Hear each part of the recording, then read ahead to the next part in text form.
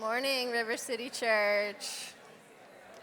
I know, we are just like throwing so many curveballs this morning. Like Tom said it, but there's like, I don't know if you guys noticed, but the stage is almost twice as big as it normally was, because literally every week I feel like we almost fell off. And I'm sure you also noticed we have some chairs up here, which we also normally do not have. And you guys are smart people, so you probably can guess that some people will be sitting in these chairs at some point. It's not just decoration. And so, for you guys, all of you, I know this is your safe, comfortable place. And you can stay here if you want. But if you have ever thought of like trying a different section of the church out, it could be a good week to do it. Because there will be people up here that we're going to be talking to in a little bit. So you can totally stay there. We're going to put it up on the screens, but you'll be looking at like the back of some heads. So I'm just saying that, putting that out there if you want to move. See? There we go. Yep. I know. I sit here, or here, right, for the last 10 years. It's scary to move somewhere else, but I promise all of these people are nice and safe. Most of them, at least, I can say. Okay, so I just have to go ahead and I'm just going to call myself out on this. I, for the first time, am going to use an iPad for my notes. I am 40. I am a millennial. I can do it. But you're going to have to bear with me because I might lose myself once or twice, but I feel like it's time to just own that. So I'm going to go there. That's just my whatever. So my name is Melissa, for those of you guys who don't know me. I'm just a member of River City Church, and Jared's out of town this week, which is why we're doing all this crazy stuff, right? He can't even leave for a week. And really, is Mac here? Oh, Mac is not here. I know, because this is where Mac sits, right? This is for you, Mac. We're doing some stuff differently. But we're going to continue our series in prayer. Jared has spent the last couple weeks just sort of setting us up. And it's really intentional that we're doing a series of prayer through this time. And he had said that it's been really almost a year that he has known that we were going to go through this. And as Tom said, we are leading into Alpha. And it is such an important part of our church. And we believe so strongly about it that we're kind of bringing those things together of Alpha and the importance of prayer within our church. And he talked about, he kind of talked about just setting up some stuff, some practical stuff, Lord's Prayer, like setting up those timers, what it looks like to pray the Psalms. And he had a couple resources. We do have those. One of the books is Praying Like Monks, Living Like Fools. If you guys are interested in these, Amy is going to be kind of out in the lobby, kind of around the corner where the hats and the t-shirts are, and she will have some of these. And then the other book. What's the other book called, Amy? How to Pray. We don't have that yet, so never mind. Okay, who wants this book? I'm going to give it to you. Right there, in the glasses. You raised your hand first. Garrett, give it to him. Thank you. Okay, that's a great book. Okay, right? Who doesn't like to start a Sunday off with a giveaway? Okay, I'm going to get into it. Okay, you got to go buy one. You got to buy one. Go see Amy. Those we have. It's worth whatever it costs, even if you don't get it for free. It's a really great book. Okay, so this Sunday, we are talking about a very specific kind of prayer. And that prayer is called soaking prayer. Now, I feel like we just have to kind of lay it all out there. We are a very spiritually diverse church, and we come from all kinds of backgrounds, and we're all different places. So I know that there are some of you in here where just for me saying soaking prayer, you're pumped. You are excited. You know what soaking prayer is, and you can't believe that we are going to spend a whole Sunday talking about it. But I also know that some of you are equally as uncomfortable that there is something called soaking prayer, and we are going to spend a whole Sunday talking about it. It's true. That is okay. There is just so much room for both of those. And I feel like I do get it. If somewhere along the line someone had decided instead of calling it soaking prayer, and there are some other names for it, just like quiet prayer with music, it would be way more palatable. And I remember the first time that I heard about soaking prayer. And I very honestly thought, that sounds weird. And that sounds like one of those weird things that those weird Christians do. And I'm not a weird Christian, and so I am not going to do it. Church. Now here I am. Right? A decade later, a weird Christian standing here talking to all of you guys about soaking prayer. So I'm just going to say, never say never. It is a dangerous word. You do not know where it will put you. Okay, so for those of you who don't know, what is soaking? What are we even talking about here? And the thing is, and what is kind of interesting about us spending a whole Sunday talking about it is just at its core, it is one of the most basic, one of the simplest practices, the tools that we have as Christians to kind of mainline connect to God. And I feel like because it is so simple, it is something that is really easy for us to be dismissive of. And about how, as we're going to hear later, because what's going to happen is I'm going to talk for a couple minutes to kind of set soaking up, and then we're actually going to invite a couple members of the RCMC community up to talk about some of their experiences with soaking prayer, and you'll be able to hear how something so simple and basic can really be so powerful and transformative. And I feel like we have to go ahead and say that right out of the way, that it's easy. I know those people in here that already think this is weird and uncomfortable. When I tell you what it is, you're gonna be like, that feels like nothing, right? Here's the deal. It is really just, at its core, it is a prayer that is intentionally making time and space to really, as it says, is Psalm 46:10, to be still and know that I am God. Like one of the commands, right? Just be still and know that I am God. And soaking prayer is just one of these easy ways that we can really do that. It was really interesting last week, Wesley, when he was up here service leading, read all of Psalm 27, and that's one of the other scriptures I have, which is, wait on the Lord, be good of courage, and he shall strengthen your heart. You go through that whole other psalm, and it tells you all the other things, all these amazing benefits that we have of just waiting on God. Jared touched on, I don't know if it was last week or a week before, about just what, the culture that we are in is just such a productivity-driven culture. Your worth is based on what you do. The more of it that you do, the better. We do not have rest built into our society. And so to practice something where we seriously take a step back to wait and to be still, it is truly countercultural.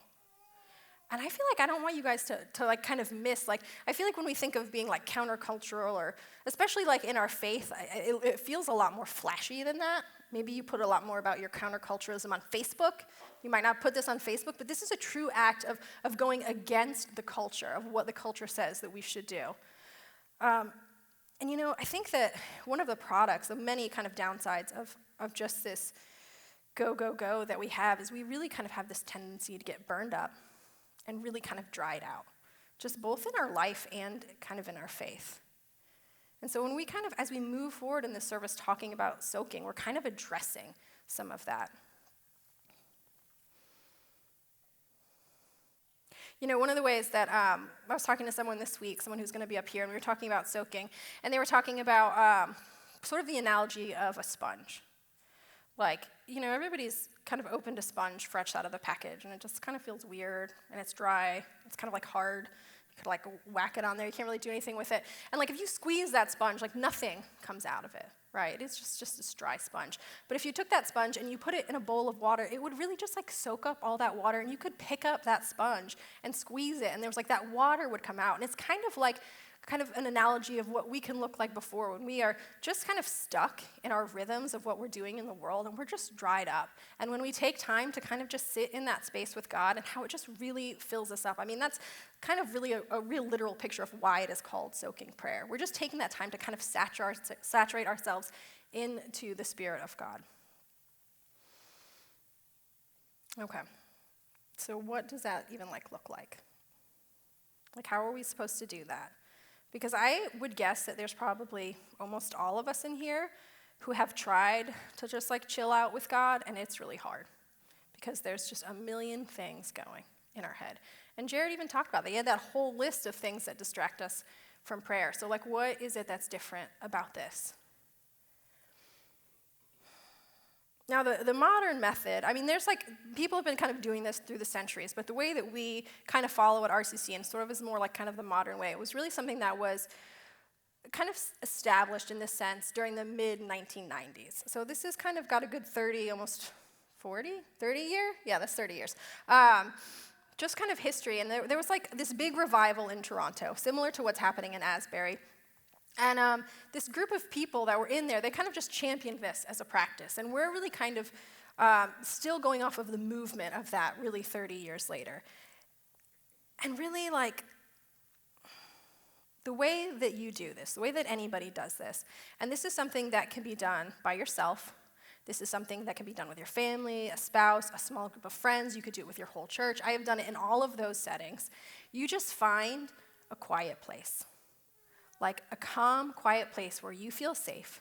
You get comfortable. You can sit down. You can stand. You can lay down. But really, you're just getting a quiet place. You're centering yourself on God. And a lot of times, you just close your eyes. And you just let music play over you. That's it. Right? The giggle is fine. Like, this is not some crazy formula. Like I said, it seems so simple that you could just be like, and then and that's it. You just, a lot of times it's like there's, you can get a playlist. There's apps that have this. You just quietly put yourself in the presence of God, and you allow His just prayers, His truth, His praise to just go over you. I know this is why some of you felt really uncomfortable when I said soaking prayer. Like, I totally get it. But and here's the thing is, like, I feel like it's worth asking, like, okay, we're calling this prayer, and the other prayers that we were talking about are these prayers where we're really, like, saying stuff.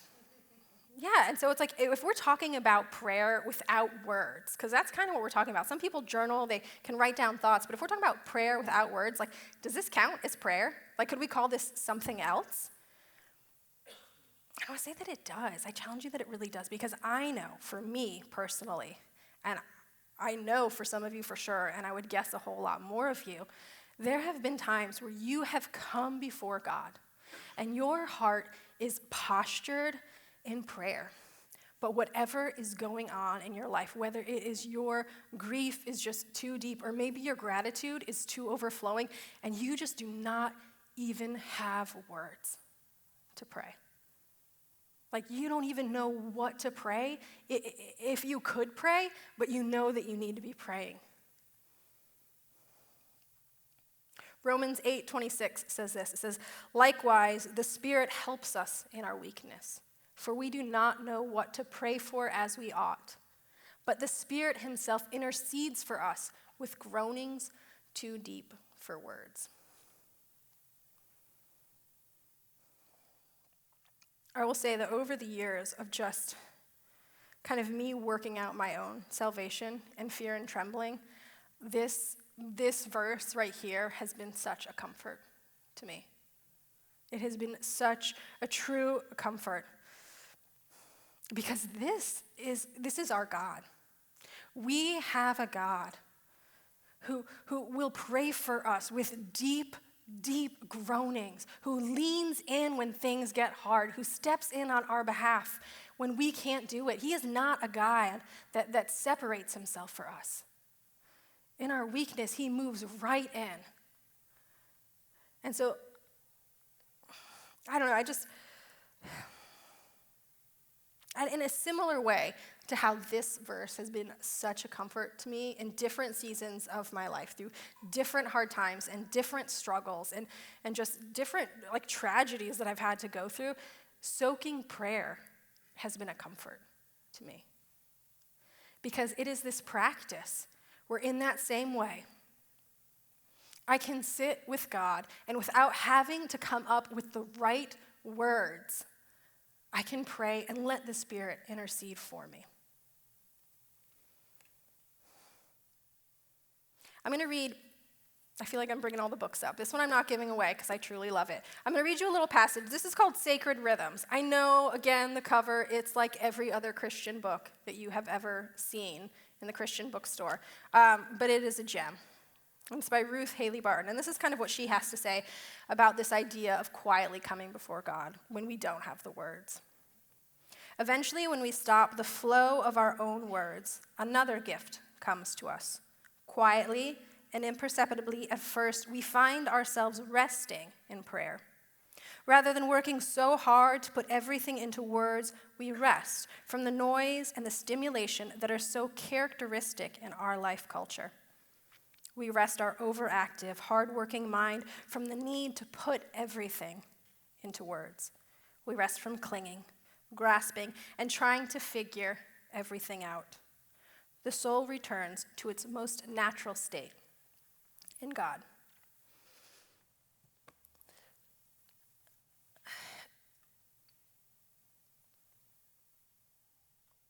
Okay, I'm going to move. Okay, we're going to look at an Old Testament kind of passage here. And I feel like we have a really great example. I mean, I can come up here, I can tell you the things, but let's look at the Bible and see what the Bible has to say about it. That's fair, right? Okay, so you don't have to put the scripture up yet, but I just want to kind of give you a little backstory. We're going to be talking about an Old Testament whose name is Elisha. And in this verse that we're going to look at 2 Kings, Moab kind of rebels, goes back on a deal that they had with one of the kings of Israel. And the kings don't like it. And so he gets two of his other kings over, his little buddies, and he says, let's go, we're going to go attack Moab. And they're like, yeah, let's do that. That's right. They were supposed to give us those sheep, and they didn't give them to us. And so they get together, and they decide that they are going to go attack Moab. And I know, this is one of these things in the Bible where, like, you look at it, it looks pretty straightforward, but when you get into it, it's pretty good stuff. So bear with me. And as the kings are planning for this attack, they get to the point where, like, they have all their armies, they have all of their livestock, they are ready to go, but they don't know which road to take. Moab's here.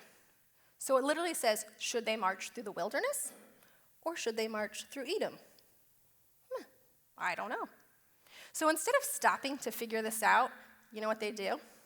They just wing it.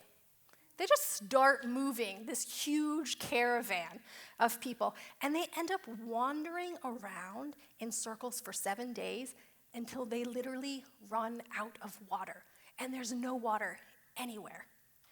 I don't know, like I've told you guys I'm a millennial, and so for anybody who is around my age or older, the picture that I see of this in my head when I was going over this is the Three Amigos. Has anybody seen this movie?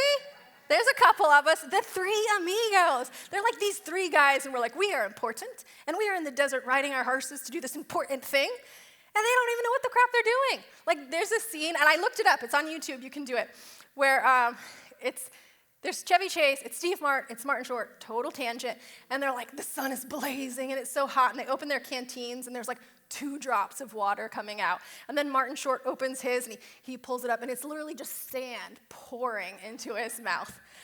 Steve Martin is full, and he just throws his water on the ground. But that's a whole different thing. And so I think of that. I think of these 3 kings, and I think the Three Amigos. And so they're at this point where, like, they're like, what is it? They say, like, you can go 3 days without water or something. They've gone past that, right? And so there at the end, it's finally when they get there, 7 days later, that one of the kings, Jehoshaphat, just kind of like throws his hands up in the air, and he's like, is there no prophet of the Lord here that we may inquire of the Lord? What are we supposed to do? And so this is where we're jumping in, and this is where we see Elisha. And, I think we get to the point where the kings kind of have to acknowledge with themselves that they don't really know what they're doing, right? And maybe they should see what God wants them to do. So Elisha gets called in, and we'll pick it up here. The first thing he actually does is tell off one of the kings who he has some beef with, he doesn't like. He's like, if it wasn't for God and this other king, I wouldn't even talk to you, but I'm going to do it anyway. So let's put it up here. This is 2 Kings. It's 13, 15 through 18. And this is Elisha talking. He says, now, but bring me a musician.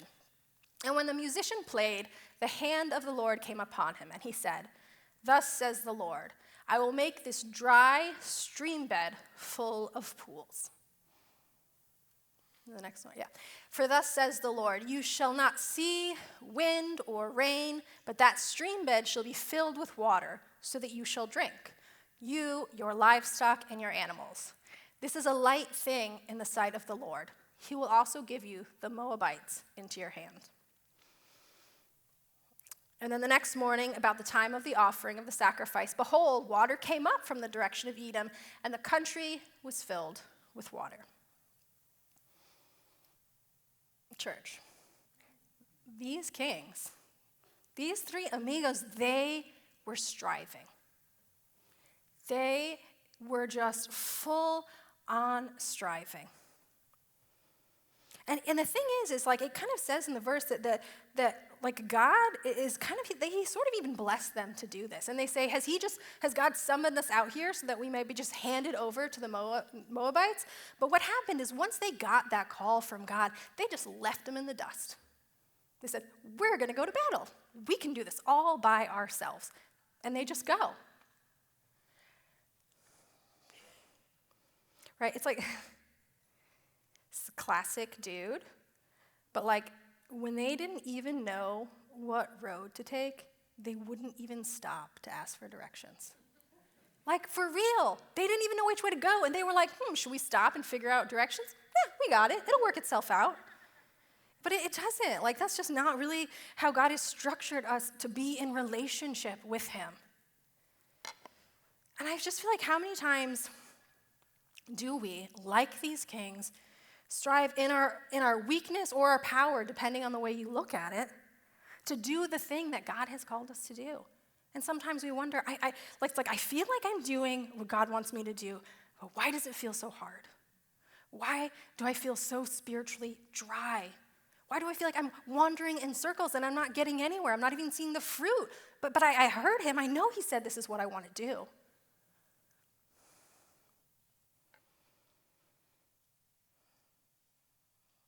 But we see Elisha in contrast, and he doesn't strive.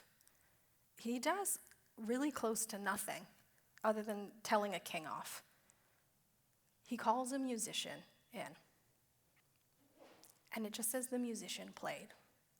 And as the musician played, the hand of the Lord was upon him. That's what he did.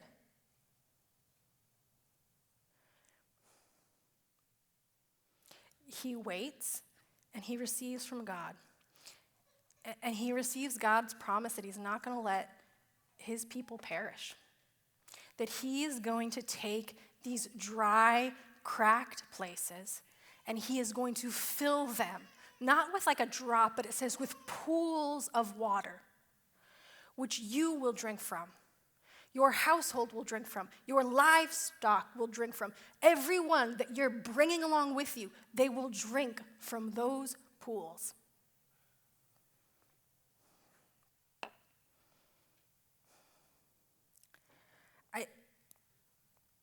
I think it's just so easy for us to overlook, to forget, to overcomplicate that what God really wants from his people then and from his people now, he wants intimacy. He wants a relationship with us. He is not a taskmaster that he says, do this thing and go. He wants us to come to him. It's like his desire, it is not for us to blindly charge out into battle in his name and make a mess of it and make a mess for the people who are coming with us too. He wants us to be in communion with him, and he wants us to receive the living water that he has that will sustain us.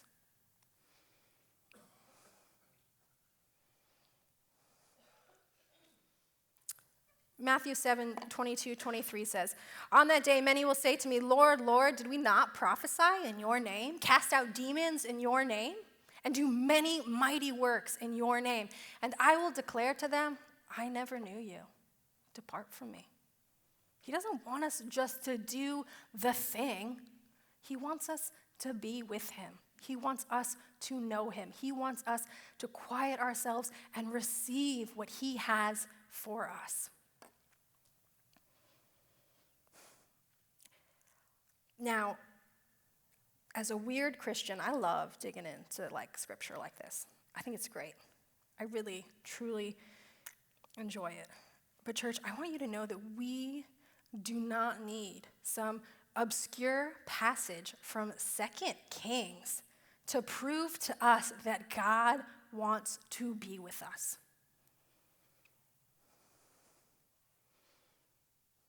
Because we have Jesus.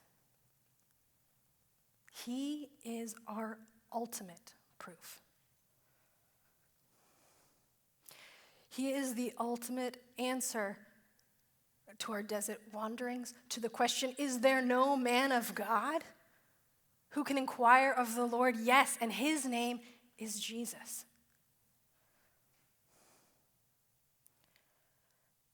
I just feel like how else can you be convinced that you are his treasure than the Creator God coming into skin and flesh and blood and getting on this earth to blast out every single barrier that lays between you and a relationship with him?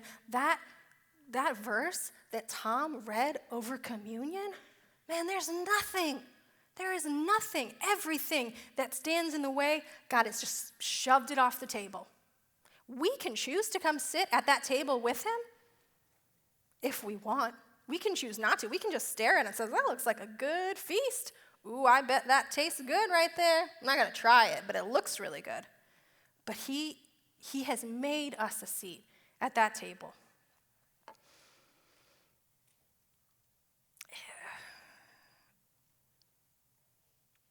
I'm going too long.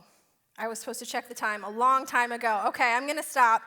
But I want to say all of that is what is accessible to us in soaking prayer.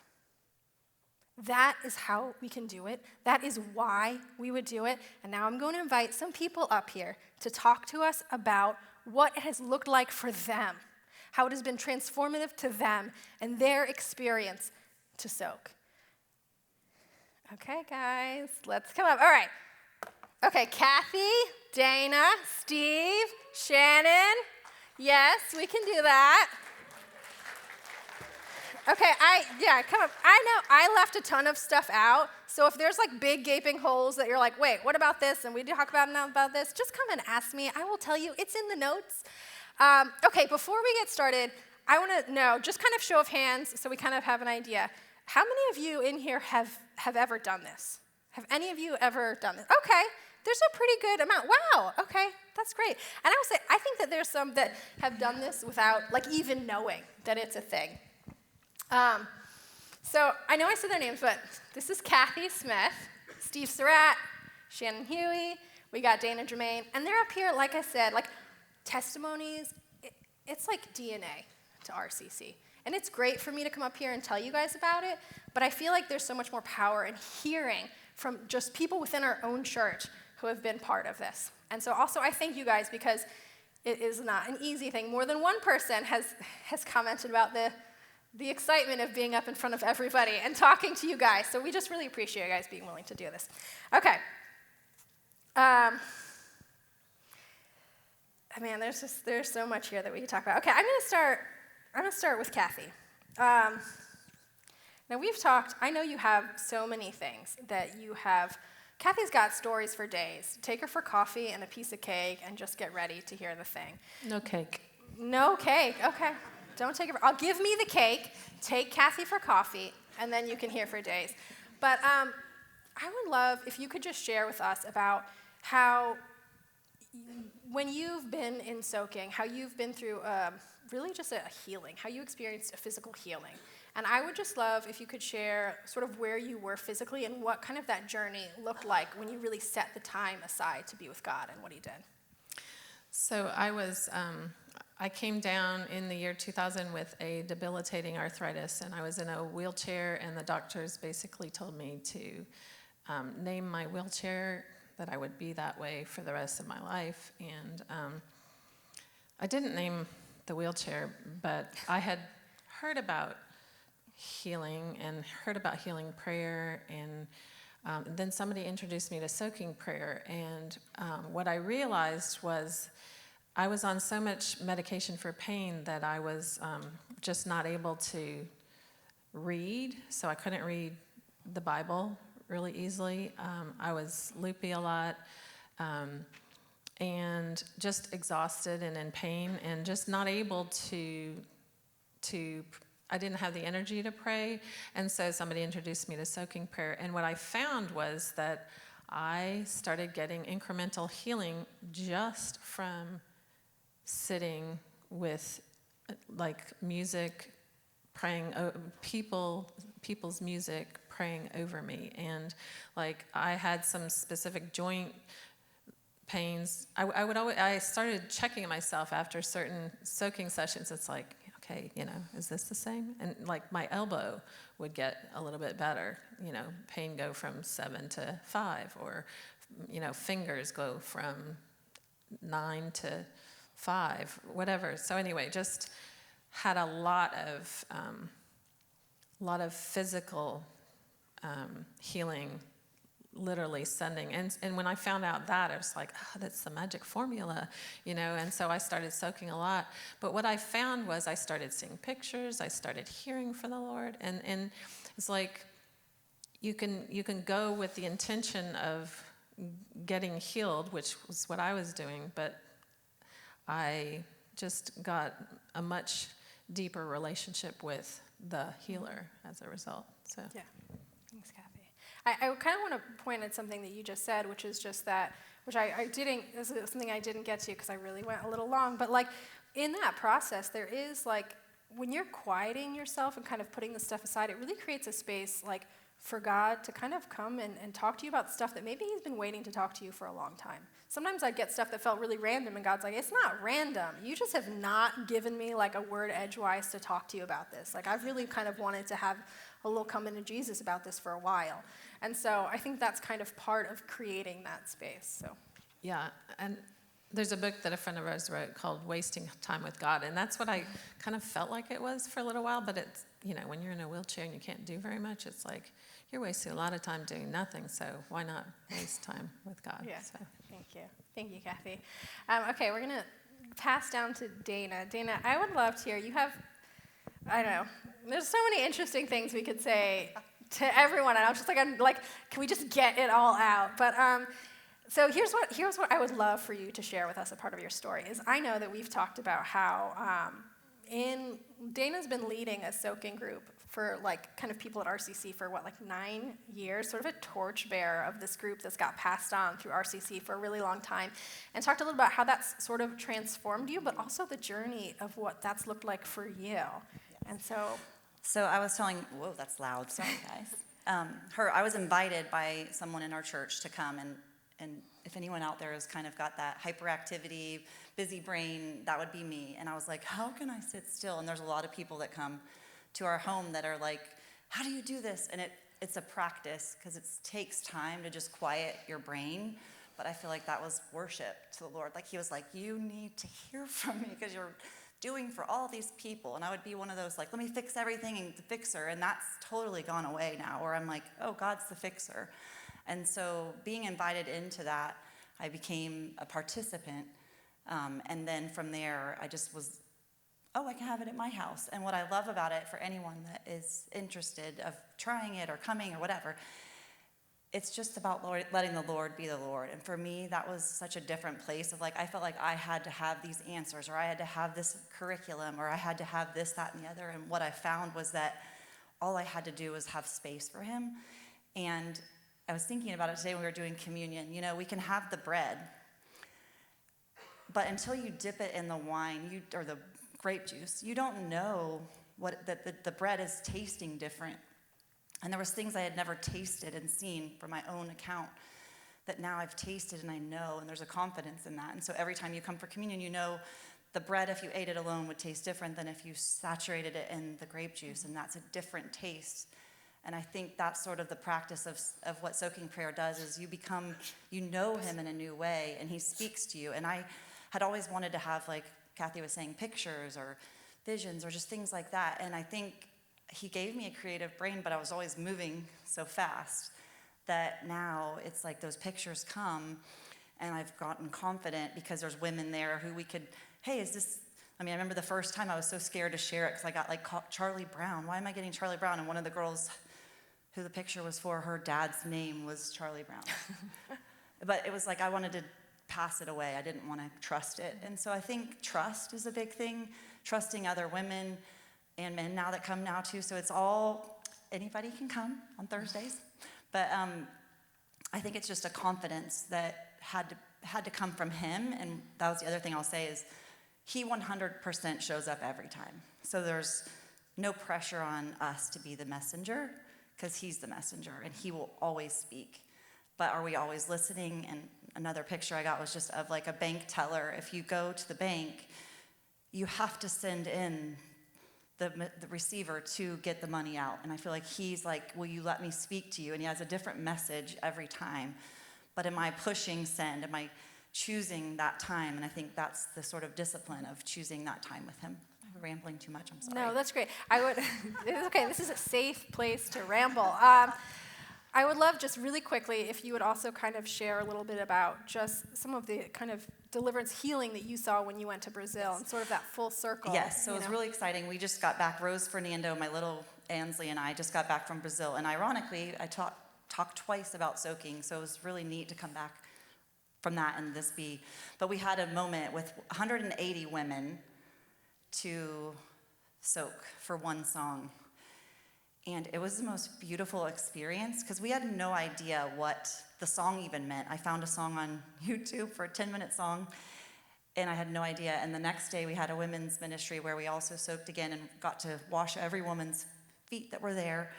And the woman said she had been healed of grief over her husband passing away, that it was lifted off of her during one song at a church service with 180 women. Mm-hmm. And so that was amazing. And then there was another woman who was like the busy person who wanted to serve everyone. In fact, we had gone to her house for lunch, and she was like, how can I do this? And she was just so frustrated. I mean, she was almost yelling, going, I can't feel anything. I can't feel anything. And her friends were like, because you're running past Jesus. You can't feel because, and so we got to, ministry happened to her, and she was weeping. And so we saw this like transformation of just this little time of pause for him to saturate her life, and he did. And so that's the encouragement, I think, is that he will always 100% show up. Thank you. Thanks, Dana. All right, Shannon, I kind of mentioned before just how soaking has been something that was just a comfort to me, and I kind of feel like I connected with you in that way of that's something that has been a comfort for you. And, we talked to Dana, Kathy started this at Healing Christian Ministries, which is like this ministry that we have, and this was something you had done at your house or at somebody else's house and now your house, but you kind of came upon to soaking when you were going through a difficult season, and you've been doing this at your house by yourself. So I would love to hear like some of the like practical ways that you actually do this at home, but also a little bit about what it's meant for that season of just kind of pressing in during that difficult time and how it has been a comfort for you. Yeah, sure. So, I did, that is loud, you're right. I learned about soaking prayer at a Christian Healing Ministries women's conference about 10 years ago. So that's when I was first introduced to it. And then basically, a few years ago, started facing just some difficult times and challenges in life. And really, for me, I'm a person that usually will go to like my external support group where, you talk it out, you pray with friends, and that's fantastic. And I'm so grateful that I have, a really great support group. But that is my personality to kind of seek outward support. And through the process of going through a hard time and feeling grief, I learned that it was really important, and it was just through counsel as well, really important for me to learn to draw upon the Lord. And yes, you have your external support and help, but just to really just sit and rest and really draw upon Him and His strength. And so I remembered about soaking prayer, so I started to use Julie True, who you can find on Spotify or Pandora. She's one of the, musicians. And if you click Julie True, you'll get other soaking prayer type music. And so I started to do that on my own, just to really just calm myself, sit in His presence, just really feel His comfort during a time that I just really needed it and felt even alone at times. And so in that, I experienced just his presence and just extreme peace and comfort. And then as of for 3 years now, I also use another app, and it's called Abide, and they have different little I guess you could call it sessions. And so really for the last 3 years, every night, I do about a 30-minute session where music is played, and it really is just something where it's not really singing, but it's actually like the person who's speaking on it praying over you. It's someone praying over you. It's reciting, or just talking about the scriptures. It reminds me of God's promises over my life, over my family. And it just really is something that I go to sleep doing, because sometimes at the end of a long day, like you were saying, you don't even know what to pray, and you don't really have it in you. And so so that's just, I found that very comforting, and there's a certain musical background that goes with it. My husband probably could sing it out to you because he listens to it as well with me. But it is something that I have practiced for about 3 years, and it's just, I look forward to it, and really just, it's been transformative in the way that, for me, it's taught me that I can just rest and draw upon the Lord and really just feel and sense His presence with me in that moment. And it's just something I've really enjoyed and I look forward to. Thank you, Shannon. We have one more verse. I want to put it up there because I didn't get to it before, but I feel like it really kind of touches on what you said about that. And it's an example, so it's in where Saul was just having these sort of like this, it says a harmful spirit, and he would call David to come and play over him. And when he would play, it was like he was refreshed, and like the spirit departed from him. Like that, I feel like that's such a snapshot of what we're talking about. Like, not to get, I know, this is really new to some of you, and like I said, so simple that it could be really dismissive, but that's why we're talking about, like to sit there and to have just, the music of God playing over you, and out of that comes healing, right? Out of that comes comfort. Out of that comes, going to a group, and then, 9 years later, you're in Brazil, and there are women whose lives are being changed from it. We're talking about the ripple effect of what it looks like when we allow ourselves to be filled with God so that we can really go out and be the salt and the light of the earth. So, sorry, she said we could do this, but okay. I feel like it's important to know, too, sometimes, we're so being attacked, right? And, you're just, all that the enemy is trying to do is just coming at you. And one of the definitions of saturation is that it's, literally, it's a bomb on enemy territory. It's completely like a bombing. And I feel like that's what the Lord wants us to know is He bombs the enemy's plans for us. And so I've had so many moments where John and I were in this huge fight, and I had all these people coming to my house, and I'm like, how am I going to have these people in here when we're at this terrible spot? And it was it's not about you. And I think that's the part of soaking, that it's everything is on us. Everything is about us.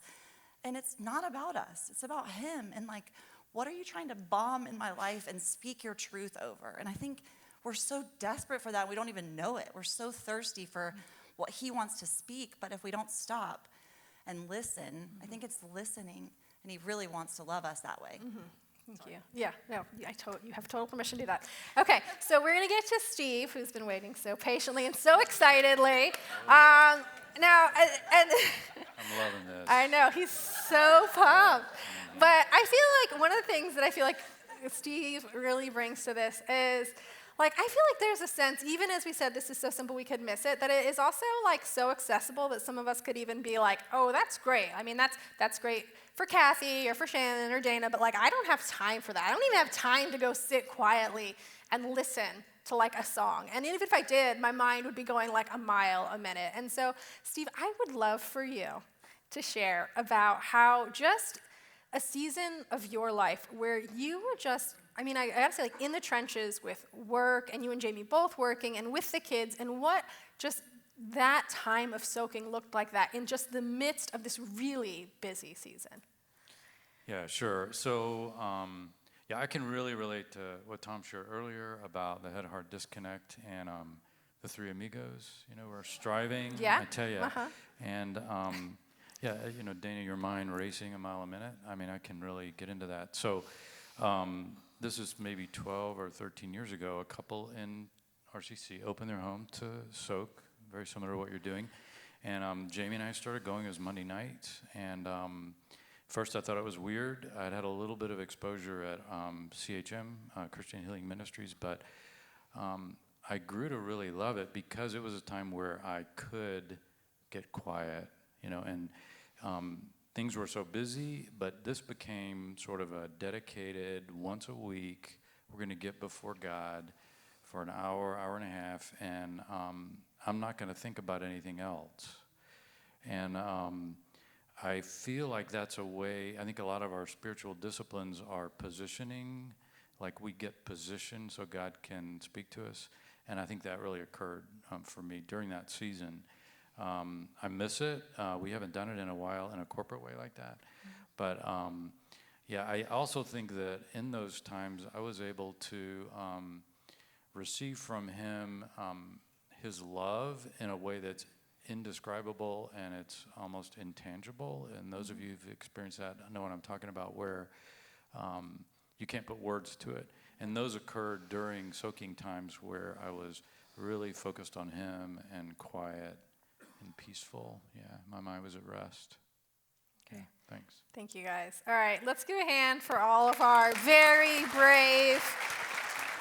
Thank you, guys. Yeah, you can just put it. Yeah, don't fall off. The stage is high, right? Nobody fell off. There's a first time for everything, though. Okay, so no. All right, someone's going to fall off at some point, right? It's going to happen. Hopefully not today, though, because it's just the first day.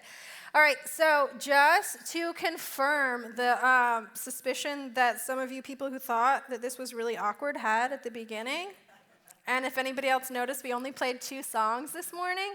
We're going to do something a little different as we lead into prayer ministry this morning. And the band's going to come up, and we are, as a church, just going to attempt to soak together. We are going to do one song.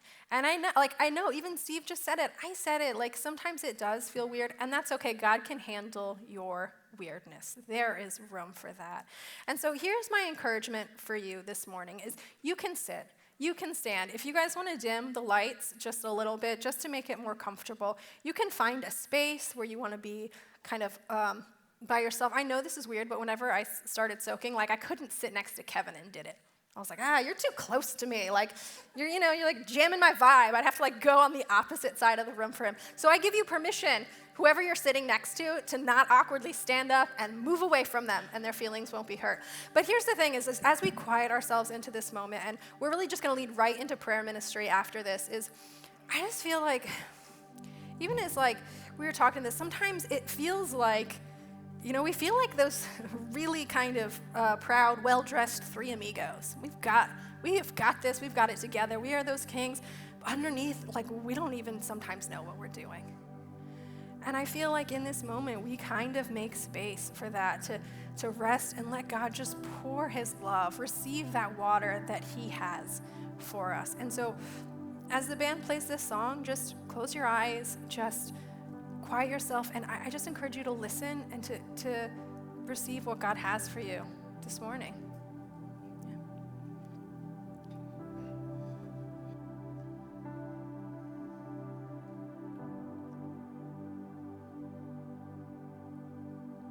I can't see where I'm going, the lines are blurred, but you're showing me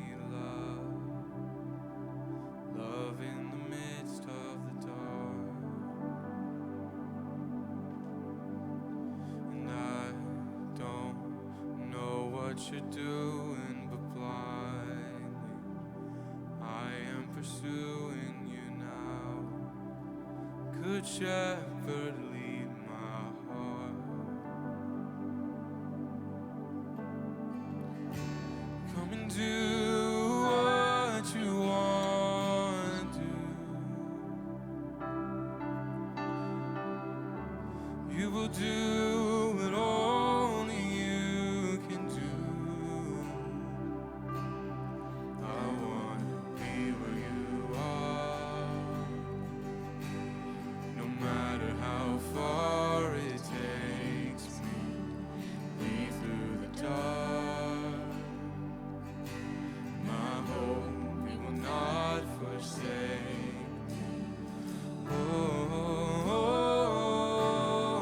trust in you. Oh, I will trust in you.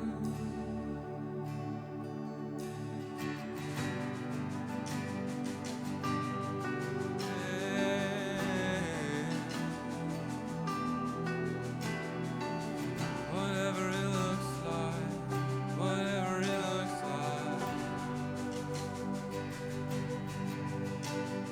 And I don't know where you're taking me, but I know that you're making me like you. The old is washed away. And when I'm tired of contending, I know you won the beginning and end. Jesus, you are here now. Come and do what you want to do. Oh, you will do what only you can do. Oh, I wanna be where you are, no matter how far it takes me.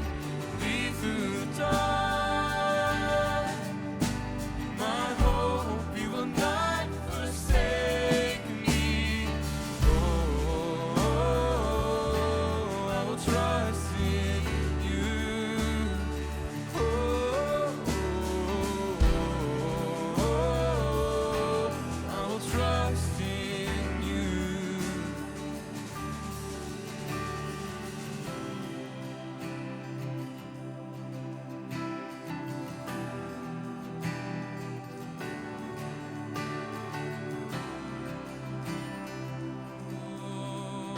I will trust in you. So bring on the waves. I'm loved by the one who anchors me. Fear of the grave. I walk with the King of victory. Bring on the waves. I'm loved by the one who anchors me. No fear of the grave. I walk with the King of victory.